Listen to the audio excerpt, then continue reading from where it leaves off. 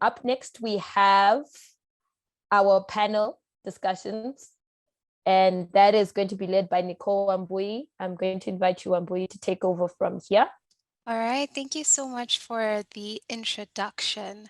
So I think just to reiterate some of the things that Jared was talking about, the digital spaces, it's quite important, especially given the age that we're in, having this conference online. So there's just something I'd like us to think about.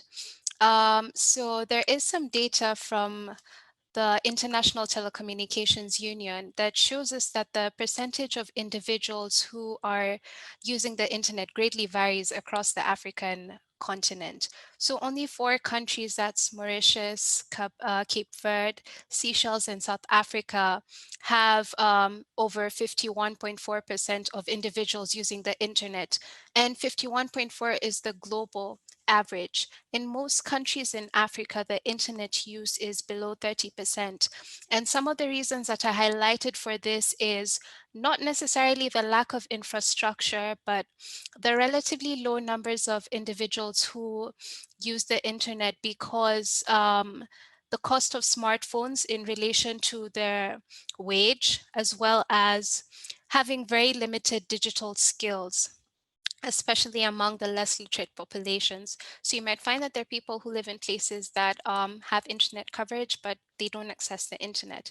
So we're going to invite our 2 panelist discussants. There's Benito Elisa, as well as Sandy Salami. And they're going to talk more about what we've just discussed, digital flourishing. And so I'll just briefly introduce Benito Elisa, who is the CEO and co-founder of Wakanda 4.0, as well as the vice president of the Africa Emerging Tech Hub, which will be launching soon. He's very passionate about Africa, especially digital skills, and using that in the fintech industry, in the banking industry, and generally business activities. So Benito, I'm going to invite you to just answer the first question. Given the statistics we've discussed, how do you think we can achieve digital flourishing for all? Thank you, Nico. So good afternoon to everyone. So I'm very pleased to be at the FutureFest-ALU again. And first of all, I would like to remind to the audience how powerful Africa is, right?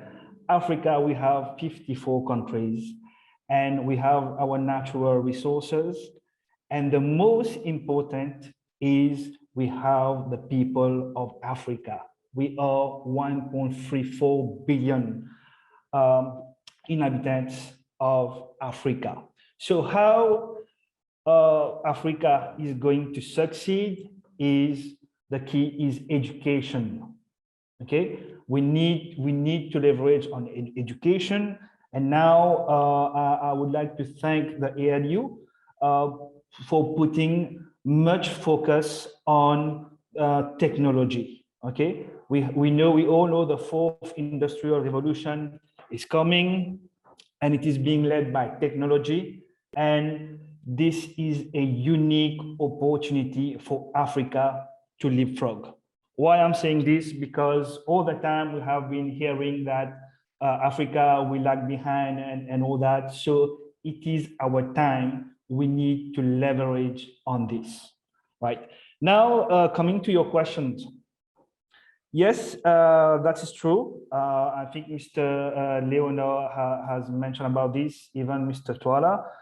We have like a connectivity program in Africa. So we need to look into all these, all the governments of the different countries within Africa. We need to push for this. We need to improve our connectivity, our infrastructure. And now with regard to the smartphone, we need to see, but I don't know really if a smartphone is really that expensive in Africa, but I know there are mobile phone producers that we can have very cheap smartphone. We can make it available in Africa. So we need to work on this. That's one. Now, in terms of the digital skills, That's a very important part where we need to educate our people. Okay, the very basic is to have the internet connection in Africa.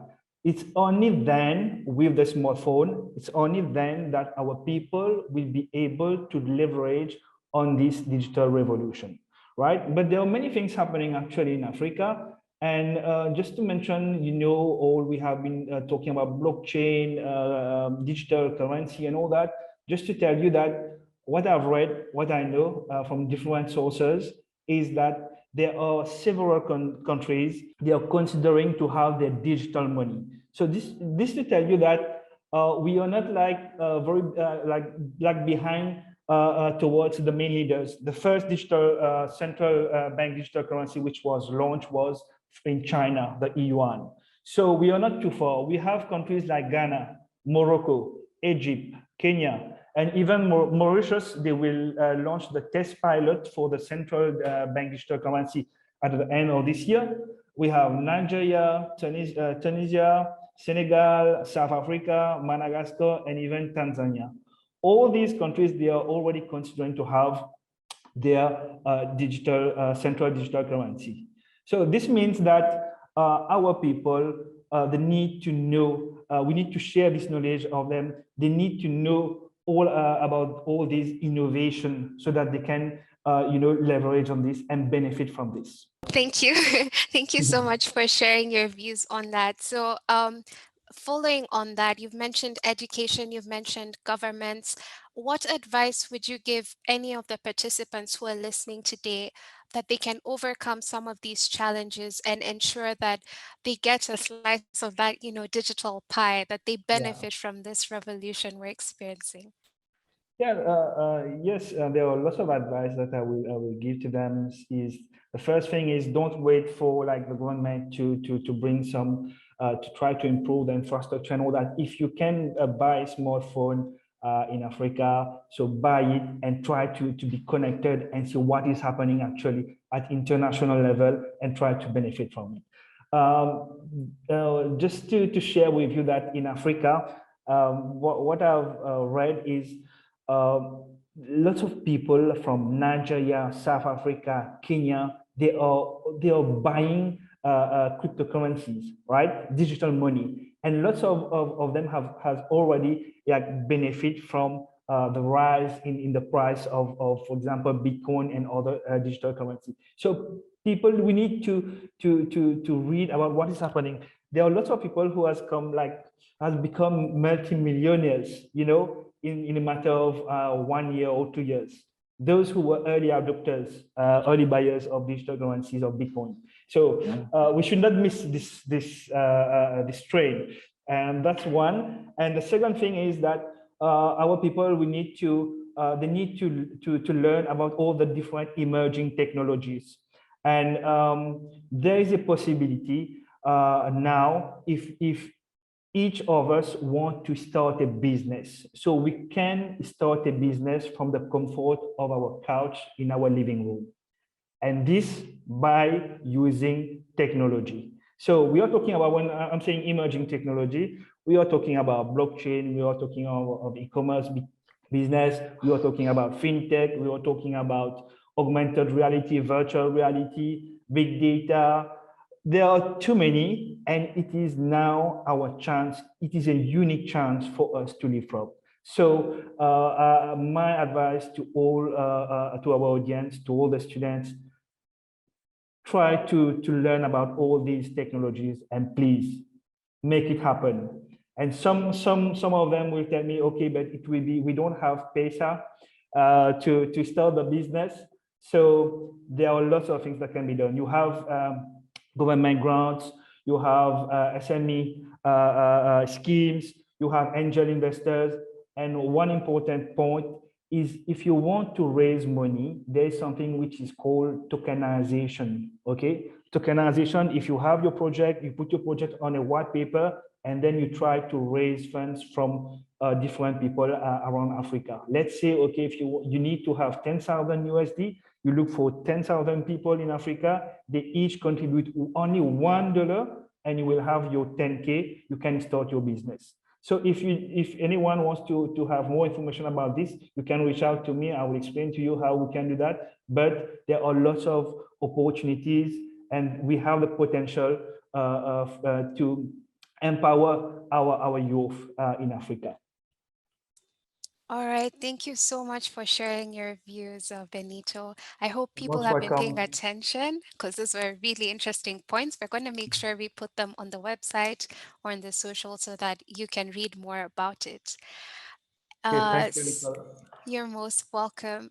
Right now, I'd like to introduce you to our second panelist. His name is Sunday Salami, and he is a researcher, a content strategist, a blogger, a writer, and he's also a graduate from the inaugural ALU class and graduated with a social sciences degree. And he has experience in content writing as well as social media strategy. He's passionate about poverty alleviation, good governance, quality education, and sustainable development. So, Salami, I'd just like to welcome you to just share your views on the subject. I think I can repeat the first question for you. Given the digital gap, you know, not only within Africa and between Africa and the world, but within Africa itself, how can we achieve digital flourishing for all? Hi, everyone. Nicole, thank you for that warm introduction. So I think the first thing for me is when I think about, digitization, I don't just think education. I also think about, things that just make life easy. I have been here for about 5 days and I'm in quarantine, and I have not been able to go out to get stuff to buy, but then I just use this app and order for food and everything just lands. And for a second, I just sat down on my bed and I was thinking, what if this app didn't exist? What am I going to do? So just going on, I think the thing that I wanted to touch on as Jared was speaking, and even Dr. Twala, is this issue of disparity among socioeconomic groups, because I was in Nigeria for about 2 years, and we had a lockdown for about 6 months or thereabout, and you could see the difference in how people were able to access education. So if you attended like a private school, they probably had like a portal that you can go online and do all those things. But for people that attended government schools, and these schools are supposed to be managed by the state government and also the federal government, because there are states and federal schools in Nigeria, you find out that they didn't have all these tools. So people were just at home and they were doing nothing. And I think that's part of the reason why some people feel like the End SARS protest was very successful, because people didn't have anything they were doing. They didn't provide the things that they needed to study. And so people just went out on the streets to protest against SARS.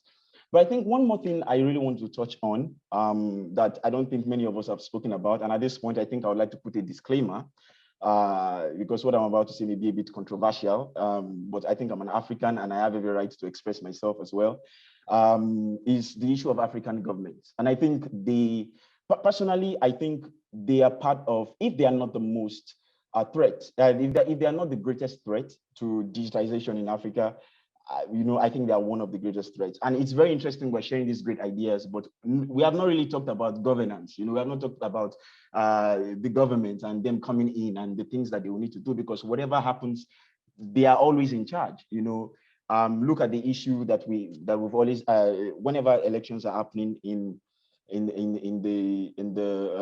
the continent. The other day, Tanzania banned social media. The other time it was Cameroon a few years ago. Currently Nigeria, we have this issue where they removed the tweet from the president's Twitter handle, and all of a sudden Twitter is gone, and Nigeria is losing 2 billion naira every day. This is not a stat that I came up in my head. It's actually online. People have lost jobs because of the government. And also, I think the other day they also banned crypto. Crypto of all things. The Nigerian government banned crypto.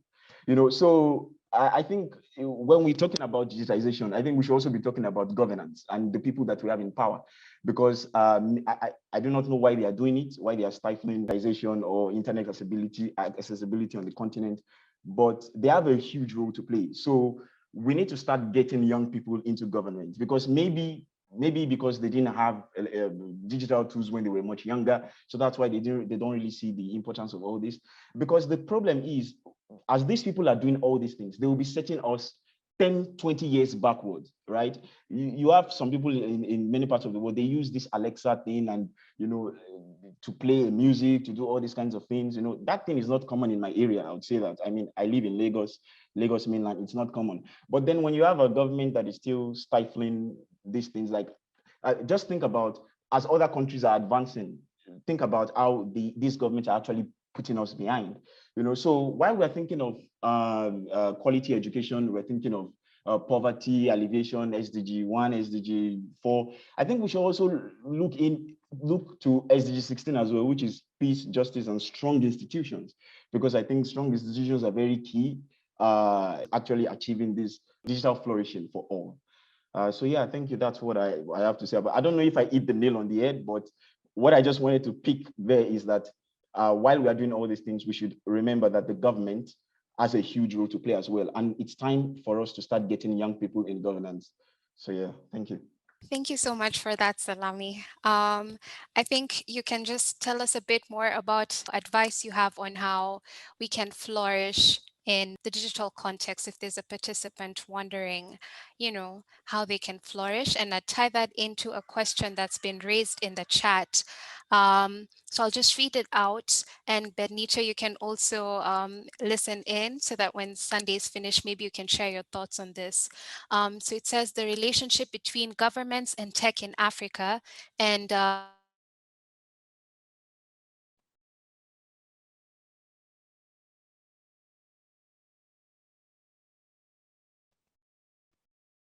to criticize authoritarian leaders online and organize to push for a democratic space and to ensure accountability.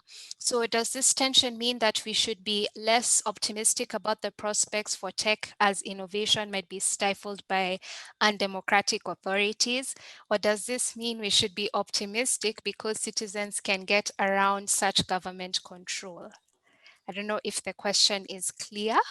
Yeah, I think it's clear. I mean, we have no option than to be optimistic. Do you understand? Like, there is no going back.